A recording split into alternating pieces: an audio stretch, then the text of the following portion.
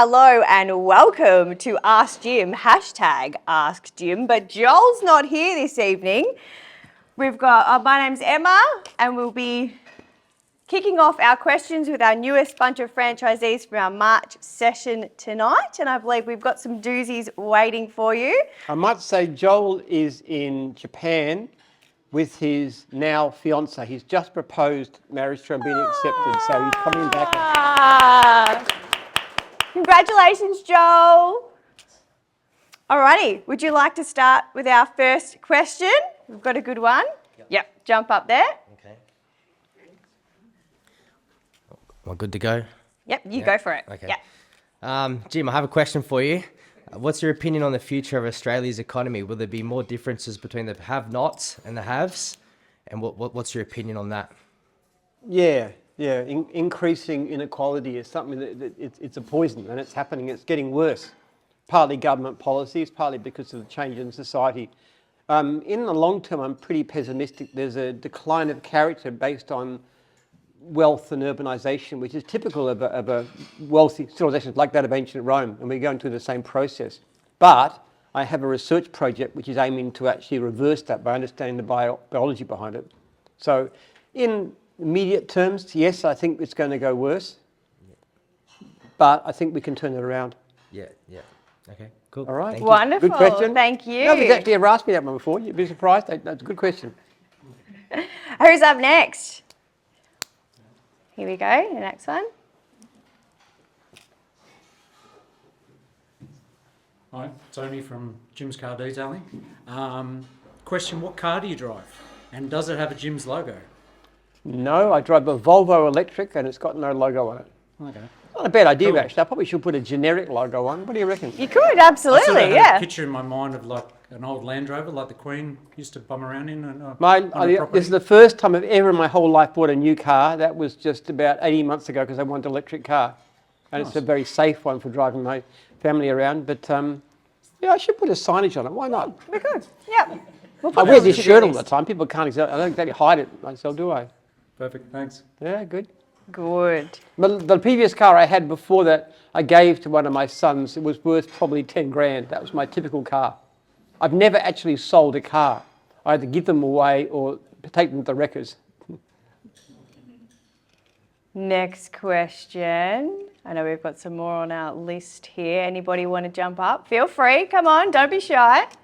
Come on, I just spoke to some of you guys. You said you had some questions. G'day, Jim. What have been your past failures in your career and what have you done to overcome them?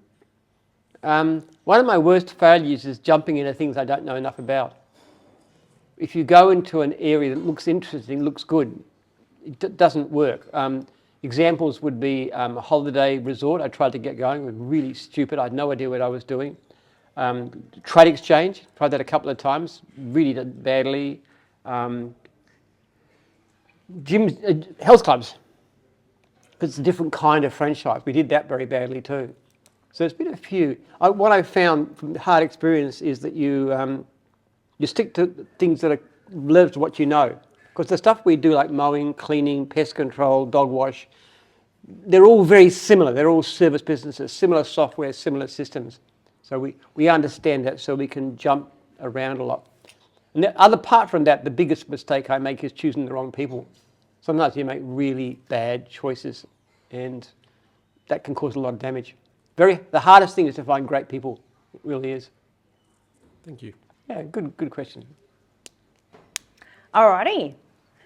Oh, come on up. See, you've got a lawn lager there. Do you want to give us a review on that? Yeah, it's great.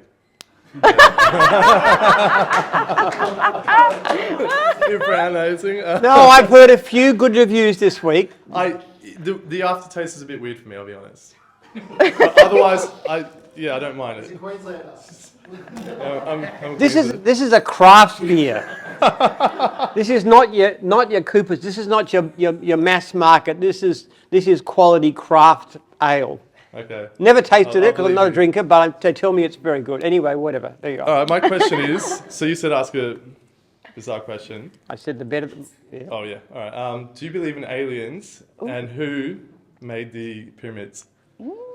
Okay, I do believe there's aliens around, but I don't believe there are any on Earth. There must be. There's trillions and trillions of obviously planets all across the different galaxies. There's got to be intelligent life out there, but they haven't come here so far. And the pyramids were made by the Egyptians. Okay? Good question. That is different.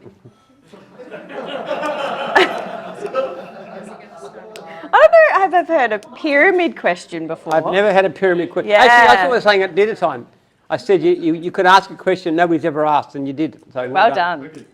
Hey, you're in 4 different countries now, and what's the next step, and how are you going to go about the business with, say, from 10 years from now? Will it be on the share market? I don't intend to be a public company if I can avoid it, because when you're a public company, you're chasing the next quarter's earnings. You become a slave to the financials of the company. We don't think that way in gyms. We always think long term. What's the benefit of our franchisees, the benefit of the people, staff? So I don't have to consider anybody else but my own interests. And fundamentally, we reinvest and just keep on growing. Not particularly ambitious to go in different countries. The thing of it is, it's actually a lot more difficult to put any division into something like the United States than it is to launch a new division in Australia. So we've got great new divisions coming up just shortly, like home care, driving school, coaching, life coaching. There's 3 that probably launch in the next couple of months. They're all really good, and you've got the advantage of the brand awareness in Australia and New Zealand. It makes it very easy. So not particularly. If I had the right person come to me and the right proposal, we probably would go into the States or somewhere else. But I'm not particularly pushed on that. But I think we just keep on doing more and more divisions and just keep on doing better than we're doing. The biggest aim that I have is not so much in terms of expansion or countries. It's to do what we do better. I really hate customers being let down, and I hate franchisees failing. So we're always looking at ways that we can improve on those sort of metrics. And then when you do that, the growth tends to follow. So with your expansion from in the UK and Canada, you have New Zealand, Australia right down the south. Where else are you gonna, and how long before that happens? Well, geographically, you mean, Yeah. expanding? Yeah. It'll depend on somebody. Right. There could be somebody in this room here who takes it into Ireland or the UK, or who knows. It's not really something that we will do as a company. Gyms grows because somebody comes to us. We don't launch a new division because we think it's a good division. We launch a division because somebody comes up and they've got the right sort of person, often a franchisee or franchisor in gyms, and they say, this is industry, it's good, I've done some research, or I've got a background in it, I'd like to drive it. And if they're the right person, that's how a new division gets going. And the same thing with the country. We didn't choose to launch in anywhere. It all came, every country we've been into, somebody came up and said, I want to do that. Thank you. Good question. Yep. Coming up. Hello, Jim. Of all the questions I have, the one I can pick for today is, if you were to go back and restart with all the success you have right now, if you were given a chance, would you do things differently, and would you rather take upon the success that you already have, or would you want to go back in time and give it a new start, and what would you do differently?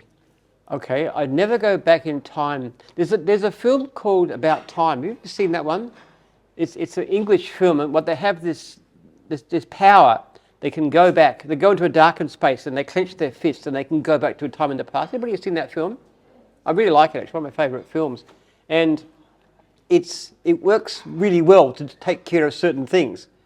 But at one time he had his sister in a bad, toxic relationship, and he went back, and he had a little girl at the time with his wife, and he went back in time to stop his sister getting into this toxic relationship. And then when he came back to the present, his little girl had gone. So let's say you're the protagonist of that movie. Now you're the hero, the Well, I main wouldn't, character. see, I wouldn't, the long way I'm putting it, I would never go back more than 14 years because I would never undo any of my children, all right? So that's the first question. If I could go back in time, say 14 years, I ideally would love to. And I'd do a lot of things different. A lot of things different. When I started gyms, if I knew what I know now, I didn't understand franchising. I didn't understand what kind of support. I didn't understand the value of meetings. I didn't understand how important proactive calls were. I didn't understand how crucial software was. I shouldn't have spent 9 months talking to lawyers. I should have spent 9 months planning the software. We should have gotten a whole lot of things earlier. We should have kept up to date more.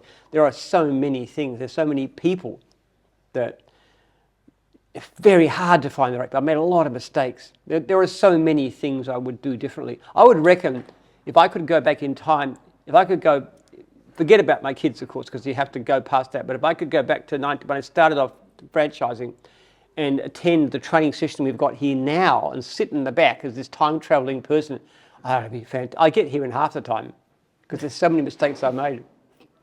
That's Actually, if you read my book, you'll see that in it. I really talk about that quite a lot. I'm yet to go through it. I'm looking forward to it. Yes. Thank you, man. Cheers. Thank you. Good question.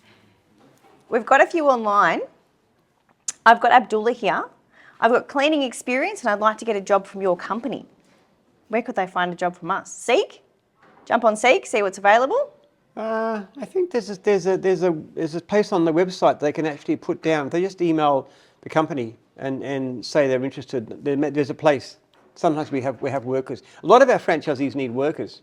They do, yes. Sometimes they'll go and seek and so forth, but the biggest problem our people have is finding good workers. Gyms.net. Jump onto gyms.net and see if it's on there. Yeah, I don't know where it is actually, but there is a site that we have set up. Abdullah, if you call 131546, one of our call centre staff members will certainly be able to help you there. We've got another one down here. Another one, Jim, what is your opinion on giving rough prices over the phone when contacting clients? Very dangerous.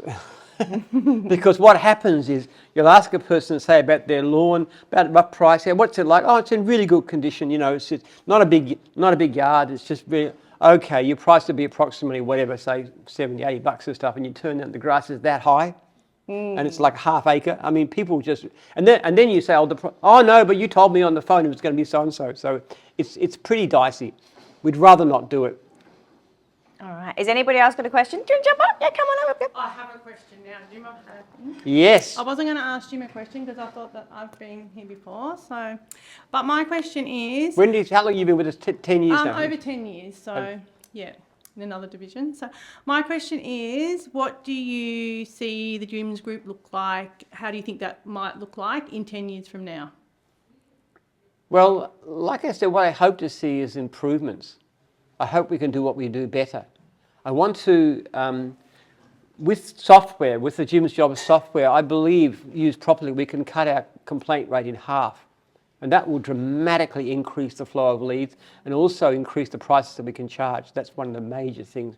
And I'd just like to look at different ways that we can make it more attractive to franchisees. One of the things we've got now is a system called Bizz. I don't know if you've heard about it, but we actually sell the surplus leads that our franchise can handle.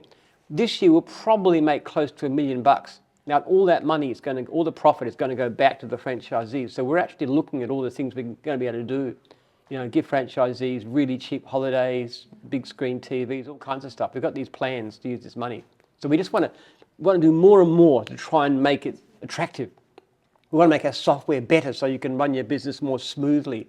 There's a lot of changes in software. Software's got the biggest potential. Like one of the things we intend to do is to have a system which will allow people to book a job straight into your diary if you so wish.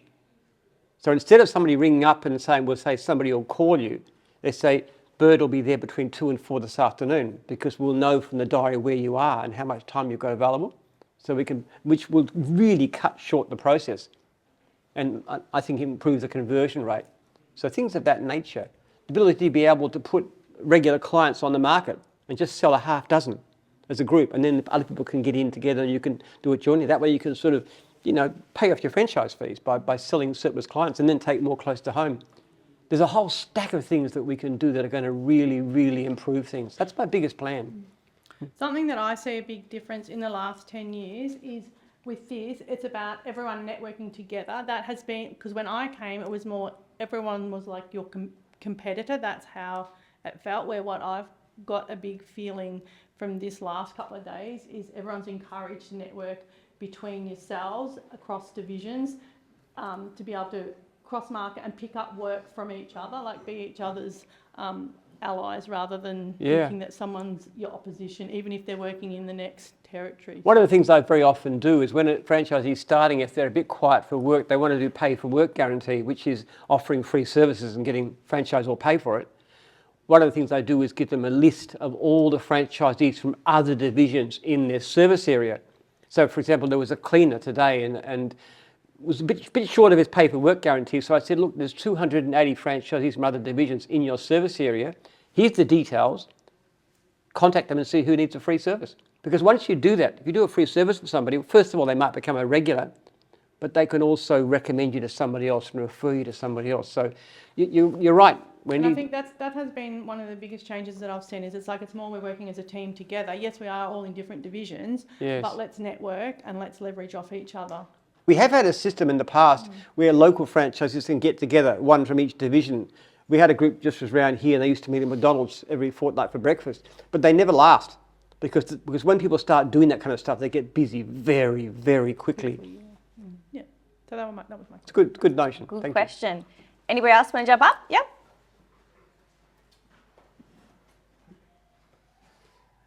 Can you remember your first day on the job and what you charged for the mow? And Okay, well, first you've got to define job. Do you mean in my business as like a gardening business? yeah, Okay, my first day on the job was when I was 8 years old and I was doing work for a neighbour. I've actually did gardening work most of my childhood. Then my first day, I don't remember my first day mowing lawns, but when I wanted to buy a car, actually that's what started I was gardening and I was charging about $3 an hour, which even back in the early 70s wasn't very much money. I could have charged a lot more, I didn't realise it. And then I thought, how about if I wanted to buy a car? And the reason I wanted to buy a car because I thought it might impress girls, which was a complete failure. It had no... I'm completely driven by my interest in the opposite sex, I can tell you, even now, trying to keep my wife happy, all right? People ask why I grew a beard, because my fiancé liked it. Why I'd take it off? Because I was single and it was making me look too old to meet somebody. All bears women. Anyway, I wanted to buy a car so I could impress girls, and to pay for the car, I need to make a bit more money, and then I was mobile, so I decided to buy a mower, and I bought an orange mower called a Pope. And then I had a slogan. I used to do leaflets in those days, most lawns $5. And I could mow a lawn in half an hour, so I could make $10 an hour, which when I was used to charging $3 was pretty good money. In actual fact, I made so much money when I was a lawn part-time student that I actually bought my first house. That was a lot cheaper in those days to buy houses, much cheaper. But that's I can't remember my first day on the job, but I can remember my first mower. thank you. Cheers. Good question. Another one? Yeah, just interested in our journey through COVID. Victoria had the harshest lockdowns in the world, and how much did that impact our the franchisees and the group itself? It was really hard. It was very distressing of heartburn. There were some franchisees suffered severe difficulties. There was one girl who's in dog wash. Actually, because she was a student, she had no government support. So the government said, you're not allowed to work. We're not going to pay you anything. So, hey, you can starve. I mean, that's basically... But what was very moving, I think I mentioned this on Monday morning, was the other franchises looked after her. They actually gave her meal vouchers and stuff. We said, if you get evicted, you can come and stay here in the conference centre. So it was very, very distressing. I wasn't sitting in some office in Spring Street. I was talking to franchisees every day, and they kept on saying, when's it going to finish? When's it over? And I said, I don't know, not on power. Because that it was interesting how you could get your dog's hair cut, but you couldn't get your own hair cut, and those sort of rules and that. And same with the... I was lunatic. The whole thing was lunatic. It was so ridiculously wrong. You could have council workers working in groups, doing the same jobs as our people do as individuals, and somehow they're safe and we're not. It was crazy. Later on, in the following thing, they had a lockdown which said, yes, if you want to take your dog to a salon full of people, get your dog, it's okay, no danger at all. But if you want to have somebody come to your house, never go anywhere near you to wash your own, that's too dangerous, you can't do that. It was just go to a brothel. stupid. You go to a brothel, but you couldn't see your mother. It was quite weird, wasn't it? Oh, it was evil what they did. It really was. You know, we had the worst lockdown in Victoria. I know I've said this in the past, but sick of it. But we had the worst lockdown in Victoria of any city in the world. We had the highest death rate from COVID of any state in the country in Victoria. We also had the worst debt of any. And then Victorians go and elect the premier again. I cannot believe they did that. Except that our opposition is so pathetic. But anyway, yeah, it was awful. It was really bad. Look, we made a big stink about it, and we continue to actually, because it won't be the last epidemic. I'm quite sure that'll happen again. And if we do, we better react promptly. The most interesting thing that I found from the whole epidemic was what they did in Sweden. They had no government lockdowns at all. Now, there's a measure of how much damage COVID does. It's called excess deaths. It's how many more deaths do you have than you would expect to have in the same year. You know what country in the world did best? Sweden. Yeah. The only country that had no limits. It just said be sensible. But the point of it is, we suffered so much. People who had heart contacts, they had cancer, they weren't getting checkups. There's all kinds of things. People were dying because of reasons. We had a young kid who worked in the IT department here. He committed suicide.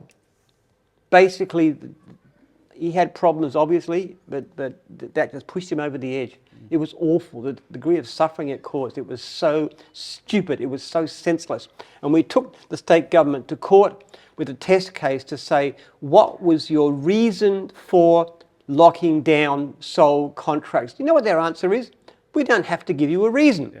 We're not going to give you a reason. Yes, we had extremely good reasons and health advice, but we're not going to tell you what they were. In other words, they had no reason at all. It was pure politics.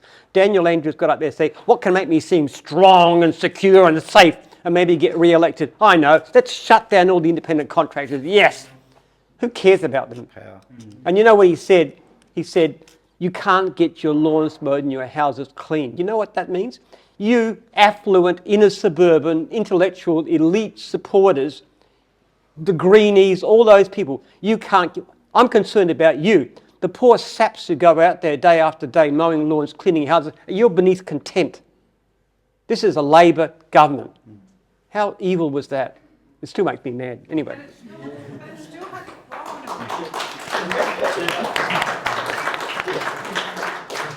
One more quick question. AI, or artificial intelligence, or intelligence as far as software and things like that, and then you've got robotics in lawnmowers and things like that. And how do you think that'll involve and impact us? Well, we don't really need AI because there's so much that ordinary computers could do. If our computers could do everything we want them to do, and we're putting millions of dollars a year into developing software, we could do amazingly better than we're doing right now. The things I was mentioning before. So AI may have a role down the track a bit. But in terms of robot mowers, I actually think that probably our kind of business is the last one in the world that you could do something with. It's not just a matter of, the thing, when you're running a mowing business, it's not just a matter of pushing the lawnmower around, it's a matter of contacting the client and arranging the price and all the personal details and stuff. It's incredibly difficult to automate that. It really is. I can see taxis going completely automated. I can see that kind of stuff probably coming. I can see a lot of things could be automated, but I think the kind of work we do, you couldn't. Now, we might have systems where you can actually drop off a mower and it can mow some. There are systems around already and they're getting better. So for big properties, you can just leave it there and it does its work. But you still got to maintain it. You still got to supervise it. You still got to do the edges, which you can't do without it. So there's, I don't see any threat to us at all. What I can see is IT can make things so much better. And we've done very well. We could not have had the development we've had without advanced IT. The systems of quality control, the surveys that we do, the complaint systems and so forth, a lot of things that we do are really about the ability to direct the franchisee to the right place, to direct the job to the right franchisee. I mean, all these kind of things too, that depended on technology, and it gets better and better. There's things that I can do now, like, for example, just like a list of local franchisees. I only got that, let's say, 6 months ago. So I can give you a list of all the franchises from other divisions in your area. I couldn't do that in the past. I can do it now. Or I can give you a list of all the unserviced leads in your service area. So what I do quite often, a franchisee is quiet for work, they email me and I have a look at them and I say, okay, these are some jobs that you might be interested in. Okay, I know you're a window cleaner, but there's cleaning, there's gardening, there's handyman. Would any of these jobs interest you? And quite often it does. Now I can do that because the system will tell me exactly what leads are available in their area. So this kind of stuff is magic. It just does so much for us. Very good, thank you. Good question. And what's wonderful too, actually, we've got a competitive advantage because there's nobody in the service industry can do anything like what we do because they don't have the money. But we can afford to. Got a question online here, Jim. It's Adrian here from A&M Dog Poo Cleaning Services asking how our dog poo cleaning business is going. So I'm guessing he means Poo Patrol. Not well. Not well at all. Tell him to, sorry, what's his name? Adrian. Adrian, just get in touch with us. We may have some jobs that we can't handle. We have a system called Bizzer where we can give you a surplus. At the moment, we're really struggling, quite frankly. Much better to get yourself a hydrobath and wash dogs. That's packed out months in advance, most of our people. Another one here from Felix. Can you buy a Jim's Mowing franchise with 0 upfront fees? 0 upfront costs? No, unfortunately, no. No. You need some money. We can often arrange finance for you, but you do need to have some money at all, yeah. Because even not just the territory, it's also things like you've got to have a trailer, you've got to have your equipment, you've got to have your training, which is, $1,500 odd. You've got those things, and you have to do that. And then there's usually a price for the territory. Sometimes we do vendor terms if we've got a really good applicant who's a bit short. But generally speaking, we do find too that people who put a little bit of money in are usually better, they're more committed. If you don't put anything up front, people tend to be a little bit more likely to go. And that's bad in so many levels. There we go. Has anybody else here got a question? Do you want to jump on it? Yep, come. Yep.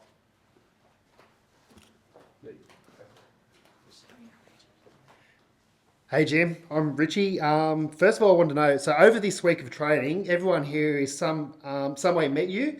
You've taken the time to go up and fist pump people. You've sat down, you had dinner with a lot of us. A lot of CEOs and directors would never give that time to people like us. And I was just wondering why you give all the trainings that time and service. It's actually, one of the reasons, pretty bluntly, is I'm not very good at doing very much.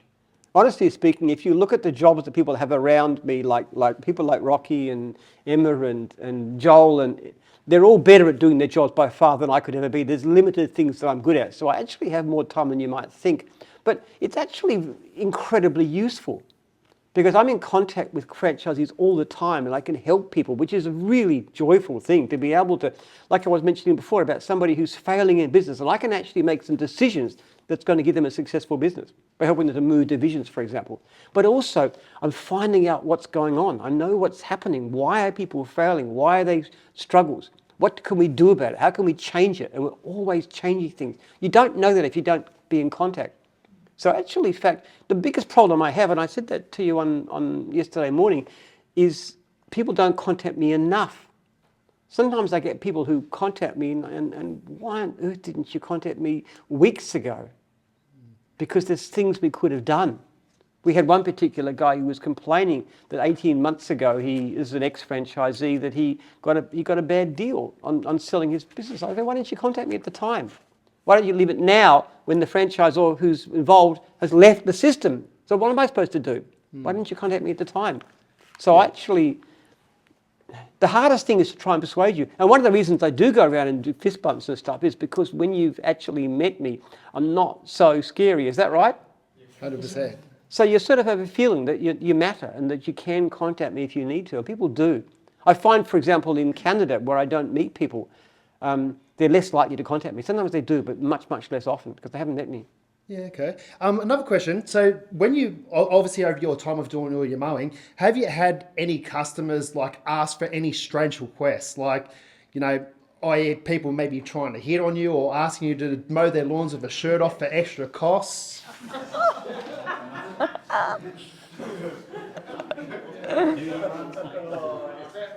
Not personally, no. I have heard some very strange. I have some very strange tales from my franchisees. One particular lady came up to the door and to a lawn mowing contractor, a franchisee of mine, and she said, "I'm lonely," and she was topless. That's pretty funny. Yes. Well, thanks for your time. But he was happily married. I might say he didn't take advantage. So there was... Thanks, Jim. All right, I've got a quick one here online from Luke O'Neill. What advice would you give to someone who has had a great business in the past, but due to personal circumstances, has to virtually start all over again? Well, get a Jim's franchise. There you go, Luke. Come on board. We'll see you at the next training. Yes. In actual fact, look, as we often say, the great majority, 90 to 95% of people who start service businesses fail. And a lot of the time it's not their fault, it's just so difficult. Our success rate, first year survival rate, 88% on average, depending on the division. Some divisions somewhat lower, say mowing division has like a 4%. So if you're part of an organised structure which helps you to get going, you can actually go independent after a while. Some people do, not most. But yeah, it doesn't matter, it doesn't hurt to fail. What only hurts if you don't learn from your failures. The frustrating thing I find is not people who make mistakes, people who won't learn from their mistakes. They keep on doing the same thing or they won't recognise it. It's somebody who's getting bad complaint after complaint and their response says, "Oh, it's not my fault, it's the client's fault, it's the system's fault, it's the system, it's your complaint system's bad, it's not fair, it's not..." And so they won't change. And when I see that reaction, that makes me feel really bad because I know they're going to fail because they just can't learn. That's the hardest thing. The difference between great people and failures is the great people are always endlessly self-critical, always learning to do better. The failures are the ones that will not learn. They will not listen. So if you fail once, I've failed many times. I've failed a lot of things. I've done so many stupid things, made so many mistakes in my life. Really have. But you keep on learning and you never give up. Next question in the room. Anyone want to come up? Don't be afraid. Don't be afraid. I know some of you told me you had some questions. I can see you out there. Come on. You coming? There, Yay!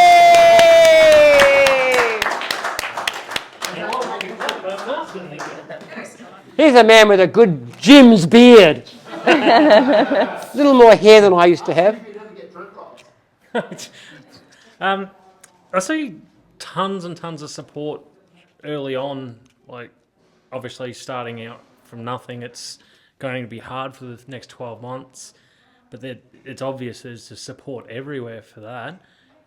Moving into the future, when you say 3, 4, 10 years time down the track, when you've got a successful franchise going, what supports are there for growth and basically for growth? See, it's interesting, very interesting question, because in actual fact, it's kind of, the idea behind that is you learn your business until you know how to do it properly. But that's actually not what happens. What you do is you keep on learning. It doesn't matter whether you're starting off on your first day or you've been going 10 years, you're constantly learning. I have been in business full-time since 1982 and part-time for many years before that. Now that is a long time. That is like half a century. I'm still learning. Every day I'm looking at what I do and saying, how can I do it better? And again, it's one of the reasons I love to talk to franchisees, because I hear things that are happening.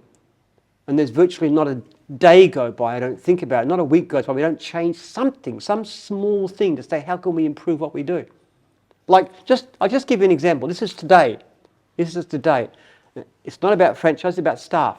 Now, staff are really important. Staff are just as important as franchisees. They're all part of your network, the people that make things work. I've got really brilliant staff. We're thinking about how do you get staff to spend more time to communicate with each other across departments. So one of the things I did is we've got a room up there in our complex, which is potential lunchroom. So I said, okay, what's what can we do to encourage the staff to go and have lunch in the lunchroom? So I went to all the departments today and said, what would encourage you to come and have lunch there? And people said things like more couches, standing tables, air fryers, different kinds of facilities, have some biscuits there, have a nice coffee maker. The girls loved the idea of massages and stuff, bringing somebody in to do it. They were really keen on that. So they come up with all these different ideas. That's just today. And then I'm going to write a proposal up, and then we're going to look at turning it into. So even today, just today, that's the thing that came up this morning. I was chatting about it with IT. How do you make staff more motivated, get them involved, get them talking to each other? And we come up with these kinds of ideas, and then we talk about it. That's just not unusual. We're always doing things to improve. So when you've been going for 5 or 6 years, and you've got a successful business, and you're making $100 an hour, what's your next step? What are you going to do? You're going to make $120 an hour. Are you going to put people on? Are you going to do a split? How can we help you to go even further? Yeah. Because there's no upper limit. Yeah. This is the thing. When you're in your own business, you don't have any boss telling you, hey, you go so far and no further. Not when you're in your own business. There is no upper limit to what you can do. Your franchise can be any size, or you could be launching a different business or new division or becoming a franchisor. All kinds of different things, or even leaving gyms and doing something totally different. People often start with gym service business and they go on to do really major things. There's one guy who owns a whole stack of, one of my early franchisees, he owns a whole stack of nurseries, and he's also got a building business and stuff. Started off pushing a lawnmower around. So the potential is massive. That's the exciting thing about business, isn't it? Yeah. There's nobody saying so far, there's nobody saying to Dan Carl, hey, you're a high school dropout, you're obviously useless, I'll never give you a job because you haven't got even your high school degree. You're human garbage, basically. Nobody tells Dan that. He's in his own business, and he can show what a brilliant guy he is. You've heard him this morning, didn't you? Mm-hmm. Yeah. Today. His business has evolved through stepping out of his business, looking back into it to see Yes. what he could do differently to streamline it. And he's found his niche where he's doing he's generally mainly mobile, not just doing all the hard jobs like the one-offs and things like that to improve it, and then bringing his people on to do that and just keep evolving. And if you were talking to Dan, I bet you he'd say the same thing. He's always learning. Yeah. He's a phenomenally successful guy. He's still learning. And that's what I hope for you too. Which is why coming to meetings matters so much. Talking to your franchisor, talking to the franchisees, going to conferences if they're available. Just keep on learning. Those 8 evenings a year when the meetings are available is your best learning time. And then you go and you talk to somebody. Say, I'm making $100 an hour. How much are you making? I'm making 150. What are you doing? How are you doing that? What kind of jobs are you doing? What are you charging for them? What skills do you have? How do you approach your clients? How do you get these quotes across? How do you get the better prices? How do you make the job really clean and neat? What equipment are you using? There's all kinds of stuff you keep on learning. And there's a lot of really brilliant people in this company at every level. And you've got so many people can give you advice. Look, people come to me and they want me to act as a mentor. I often get this, now if I was going to, I would charge thousands of dollars an hour. But I don't even do that. But you can contact me at any time, daytime, evenings, weekends, and you've got a problem, and I will do everything possible I can to help you. And that doesn't cost you anything extra. That's the difference. And you've got people like Dan around who can help you. You contact Dan, anybody, and just, Dan, I want some advice, he'll give it to you. I know he's that kind of guy. Oh, well, thank you very much. Great question. Thank you. Great question. I've got Taryn on here with a question, but I feel like it probably just got answered. With many other mowing companies around, what makes gyms stand out in the market? We are just better. Our service is so much better than anyone else. Yeah. Because I know that we have a system, this business system I'm telling you about, where we pass jobs to independents. I tell you what, the struggle to get people to give the same level of service as gyms franchisees do is very difficult. They're just not used to it. And so many don't pass the test. So when you use one gym service and you have a good experience, you want to use others, and price doesn't become so important. It gives us fantastic advantage. And the more we can reduce those complaints, the bigger the advantage there will be. I am quite confident within a couple of years we're going to be in a much stronger position. All right, and we've got a comment from Willie. You should run for office. Thanks, Willie. I often Jim for PM, but if I was 20 years younger, I might think about it, actually. There's things I'm passionate about. I think a lot of the public policy is, especially at state government level, is awful. I think it's terrible that young people can't afford to buy a house, that you're endlessly bidding up the price of houses. They don't build enough. There's too much restrictive zoning. It's very unfair, and people are stuck with mortgages, and you have this growing gap between wealthy people, including myself, who own stacks of property, and people who can't afford to buy a house. I help my kids to get houses, so they're okay. And I've got 10 of them, so they need a bit of help. But it's so unfair. It is, yeah. I would really love to get involved in politics, but honestly speaking, I wouldn't make a very good politician.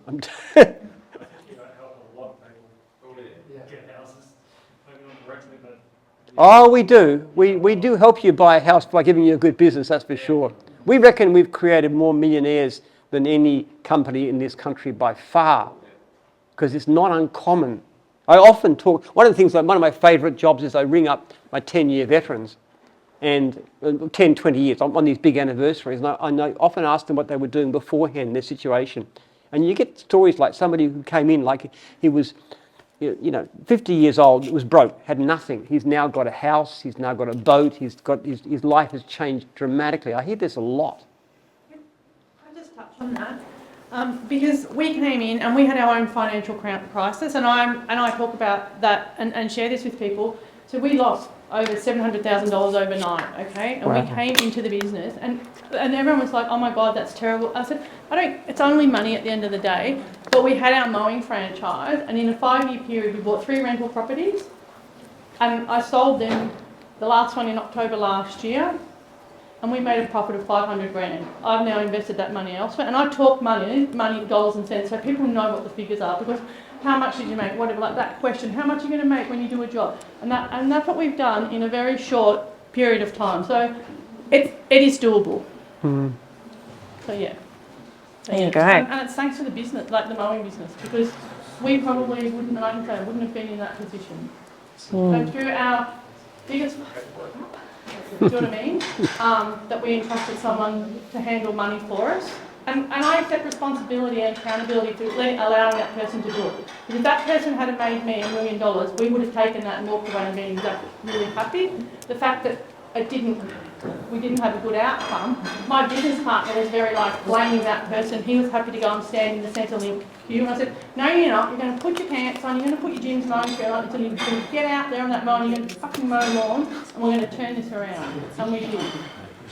Yeah. It's great to have you here, Powerful Wendy. I story. must say, whenever I speak to my veterans, I often invite them. I say, if you ever want to, come to training. We'd love to have you as the guest of honour for lunch, because it's really good to hear stories of people who've been successful. Yeah, and for me, it's not just an honour, it's a privilege to be part of this group. So guys, it is a real honour and privilege. And this is the best opportunity that I've ever had in my life. And I've done lots of other things. I've had, postgraduate qualifications in health, and I still work in the health industry, but my most favourite job of my life is mowing lawns, and I still to this day go and get on the lawnmower and mow, because it's great for your mental health. Woo! By the way, do you know what I'm going to be doing next weekend? Mowing my lawn.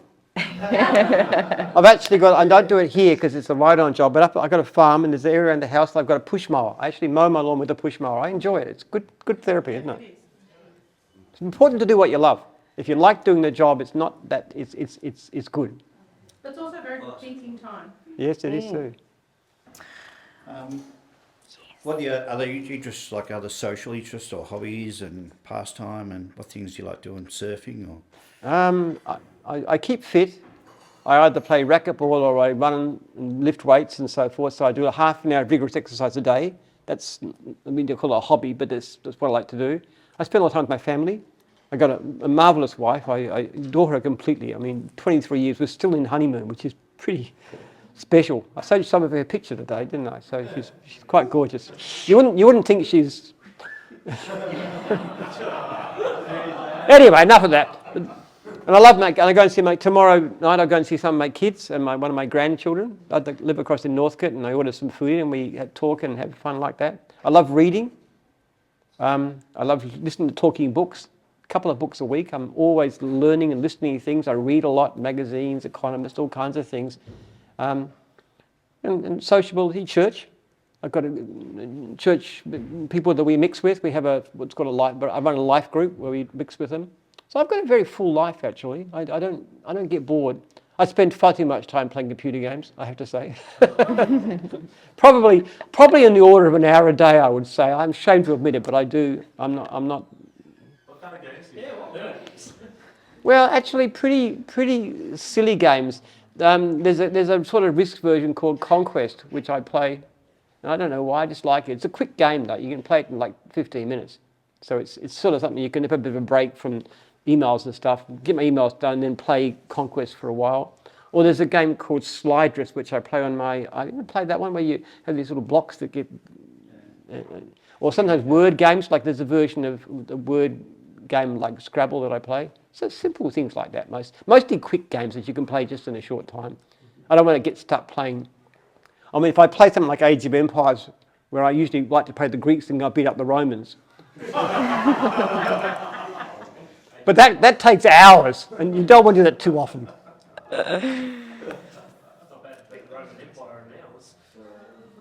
Yeah, well, it's called Rise of Rome, so you're supposed to be part of it. But I always prefer the Greeks, so I don't try and win. I just try and sack Rome. That's when I feel I've won. Hey Jim, so I got Paul and Aiden sitting at home watching. They said to give a shout out for the Jim's Diggers. Yeah. How you going, boys? All right. So Jim, obviously you said from 8 years old you started doing your mowing and like your landscape and gardening sort of thing from 8. Now I want to know, obviously from the 80s, your company grew. You started branding it as Jim's, like mowing. I want to know those first customers that you got. Are they still with you today? Well, no, I don't mow lawns any longer. Not your customer, but have they gone to any of your other franchises? I wouldn't have a clue, I'm afraid. Okay. I used to, I didn't keep in contact with them. There was a lady I used to do, old lady, when I was mowing lawns. She was she used to give me really nice biscuits and a cup of tea.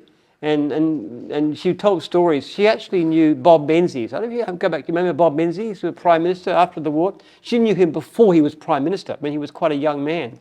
So it goes way, way back to that time. So I had some pretty great customers. They were kind of friends too. It was good. Okay, now off the topic now of the business side, obviously everyone's been told that you're a massive fan of Star Wars. Yeah. Yeah. So I want to say, out of all the Star Wars movies, which one is your favourite? I reckon all the first 5 are good. I like Star Wars. I like Empire Strikes Back. There's a nice twist in that one, the fact that Luke's Darth Vader's son. That was nice. But I also enjoyed the prequels, because I like the way that I'm a great fan of villains. I really, really love villains. I'm mad on villains. When I was in school plays, I always wanted to play the bad guy, or we did improv with the church groups. I'd always play the bad guy.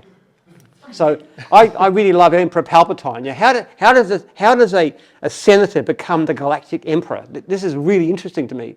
And turning to the dark side of the Force, and then Darth Vader and stuff.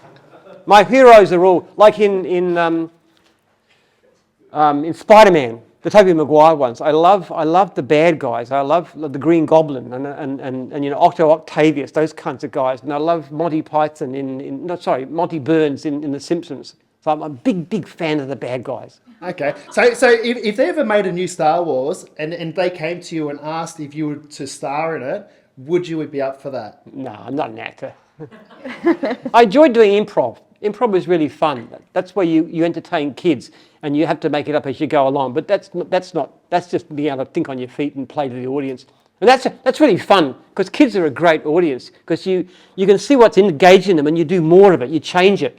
Like you see, I'd be the villain creeping up on the bad guy, and the good guy, I mean, and he'd be saying, now if you see the bad guy, which is me, just tell me, kids. And they'd say, he's there. And he'd say, it's a bear. And I'd be going, I just tell them not to tell. It's just incredible. And they go ballistic. They go berserk. That is fun. Could you imagine the line would be coming on, the force is strong with you, it is. I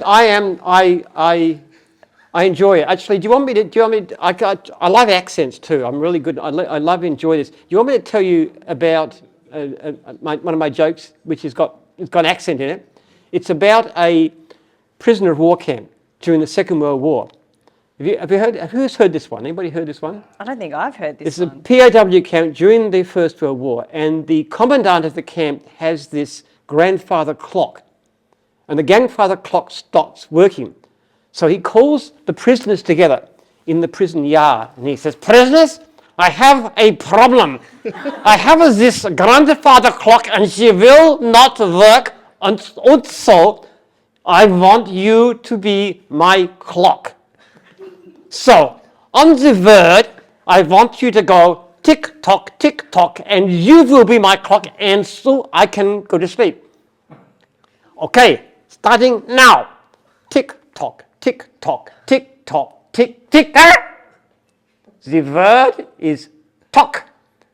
9 tick. We will try it one more time. Tick tock, tick tock, tick tock, tick tick. I've given you a warning. You will not tick when you should talk. One more time. Tick tock, tick tock, tick tock, tick tick. God, bring the prisoner over here. I'm warning you. They have ways of making you talk. Hey, well done, Jim.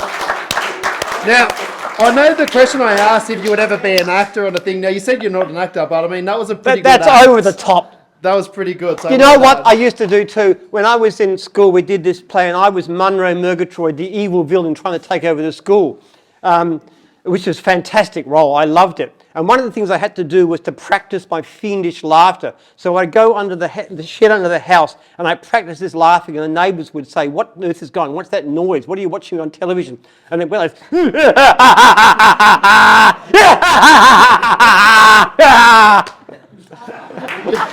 well done, thanks, Jim. Or to quote Monty Burns, excellent. Whenever my kids were watching The Simpsons, if I hear Monty Burns, I come out of there. What's my hero doing? He is classic. Have you seen The Simpsons? I suppose anybody's got kids will have watched them. There's one episode I really, really love where he's actually got it's a $1 trillion banknote, and he ends up having this $1 trillion banknote and takes it and gives it to Fidel Castro to save communism in Cuba. And then he flees in a raft as a refugee. And he gets his wonderful speech as he's going. He says, "If it's a crime to love your country, then I'm guilty. And if it's a crime to steal $1 trillion and give it to your country's enemies, I'm guilty of that. And if it's a crime to bribe a jury to acquit me, then I'll shortly be guilty of that as well." That is Monty Burns for you. Gotta love the villains, don't you? The bad guys. They make everything. You've got to have a good villain. Anybody got any questions? We've got about 5 minutes. Jump on up. Come on. No more? Oh, you want another one? Anything you've got? Anything online? Yeah, we do. Yeah, sure. Go ahead. You got another one? Jump up to the mic. Mike. Yeah, go. This has nothing to do with Jim's mowing or anything. With two wars currently going on in the world, in Israel and Gaza, and you've got one in Europe, in Russia and Ukraine. Do you think World War III is on the verge, as if we were in 1939? No, I don't think we're going to head for that. But the world's a lot more dangerous than people think. There are big dangers in terms of things like artificially genetically engineered viruses and EMPs. We're so dependent on computer these days. Anything that cracked our computers would kill us. So a lot of danger. I don't think there's going to be an outbreak of nuclear war or anything like that, but I think there's a significant chance things could go badly wrong. One of the things I'd recommend to you and to anybody is that you have a garden, you do your gardening. I grow a lot of my own vegetables, which I love doing. It's very healthy and it's very it's healthy to eat, healthy to do it, and you should also have food to put away too. That's something I encourage everybody to do. Yeah, but good question. All right. We've got quick one here. What do you think of the satire Jim's divisions? Jim's Mafia, Jim's Armed Forces, and Jim's Graffiti, etc. We actually had a national conference one year where everybody had to come up with a new division, and the winner was Jim's Hitmen. They actually had these. They had this little white, like these white polo shirts with a little black handgun on it. So that was good too. Yeah, it's a lot of fun actually. New divisions. What other questions I got on here for you? Oh, Jim, what's your go-to shoe? This is a boot from Kmart, which is very typical of my fashion sense. So, and these trousers are also Kmart as well. And these socks are probably from Woolworths, so there you are. And just to show you that I'm not proud, it's got a... I wear my clothes till I got holes in them. I am very, very stingy. And when I go to the supermarket, I always look down the bottom because that's where they got the cheap brands. My wife hates it. She says you should always buy the stuff. Nah, I want the cheap, no-name stuff. That's the best. That's gold. Can a franchisee move to a different state like from Sydney to Adelaide? Yes. Absolutely. What will happen is if you're a good franchisee and you want to move, first of all, it's better to sell your existing business because then you can sell your client base. If you can't do that, you'll almost always be granted a franchise somewhere else because franchisors are very, very keen to have quality franchisees. I've never known anybody ever failed to be accepted by somebody. Okay. Cross different states, different divisions. Mm-hmm. You'll find somebody who'll take you. Because once you've got a record, once you've got a rating, if you're a bad operator, of course, that's a bit different. But 99% of the time, it's just automatic. Yeah, sure, we'd love to have you. And I've got one more quick one. We've got 1 minute till 8, so if we can fit this one in. How's the racquetball going? Well, it's good. I just played a game this afternoon. Did you win? No, I didn't. He beat me too. Yesterday, I played... I played him yesterday and I beat him 2-0, but he must have picked up overnight, so he beat me 2-0 today. There we go. It's good, but it's very fun actually. One of the things that's unfortunate, we haven't got our gym working, but it will be very soon, so people who stay here can stay fit. Huge believer in fitness. I think people don't understand how much difference it makes. Like I'm 71, I'm about to turn 72. And I feel really, really good. I feel so full of energy. I'm so active. My mind is active. New ideas. I'm looking forward to the future. Just full of life and vigor and good spirits. And so much of that is exercise, it's diet, keeping fit, obviously keeping happy, good social life, these kind of things. Not smoking and drinking and stuff helps too. But people can live such great lives. And you know, one of the great things about it too is if you actually buy a lawn mowing franchise, it's the best health club in the world and you get paid for being part of it. Isn't that great? I was talking to a franchisee after his first, he wrote to me after his 1 month letter and he said, I've lost 7 kilos in my first month as a franchisee, mowing lawns. Mm-hmm. I said, what a great start. So, yeah.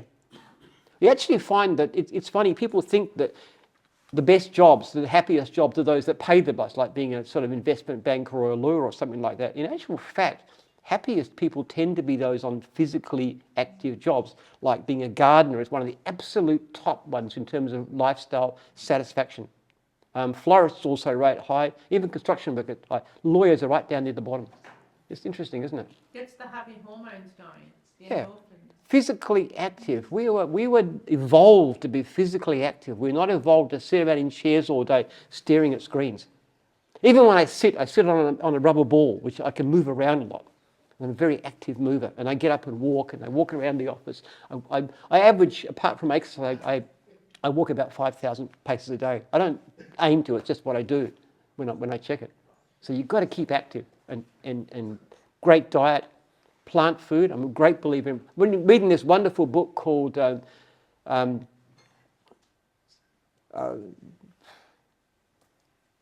Don't diet. It's about diet. A guy called Michael Greger, he talks about the benefit of plant-based food. How not to diet, that's it. Just finished that, and I'm reading another book of his called How Not to Die, or listening to it. It's a huge book, it's about 700 pages, but it's really good about the benefits of plant-based food and how you can help your health and your mood and everything. And I've certainly seen that, because I'm mainly vegetarian. People don't realise how wonderful you can feel if you just live right, how much energy you can have, how much joy there is in living if you're healthy. That's light smoking. I think a bug might be a bug on there. Oh, yes. Yes, we'll get Charles to fix that up. Are there any last questions before we finish up the Ask Jim this evening? Not a question, but a statement. Oh, yeah, love statements. Come on up.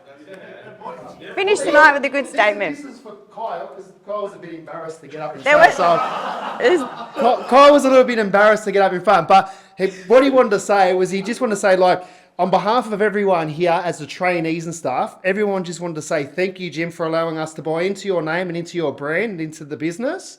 Right, so practically we just want to say, like, thanks for everything that you're doing for all of us to help us and our families.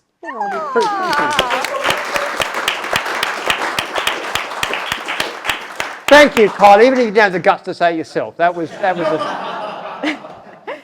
There's a comment for you actually, Kyle, and it says, tell Kyle to bring me home a Jim's Monopoly. That's from Asher. Yeah. Cool. There we go. Okay, thank you so much, everybody, for being here for our Ask Jim session. We'll see you tomorrow to do it all over again. Oh, one more. And the prizes, yes. Now, everybody who answers a question get a prize, but the first, we'll give 3 prizes to the 3 best questions, which is pretty hard because you've had so many great questions tonight. I love the question about improving, what you do when you've been several years and you know how to do it. That's a great question. I think the one about the pyramids too, who said that? Yeah. Nobody's ever asked me who made the pyramids. You got to give me chutzpah. What's another question that was really good? Another question you thought was a great question. You had a good question too. You had a good lots to say. What about Star Wars? That's okay. I like a question about Star Wars. There you are. Yeah. So those 3 people come up, grab your first prize, and anybody else who asked a question, come up and... Wonderful. All righty. Well done, everybody. Thank you.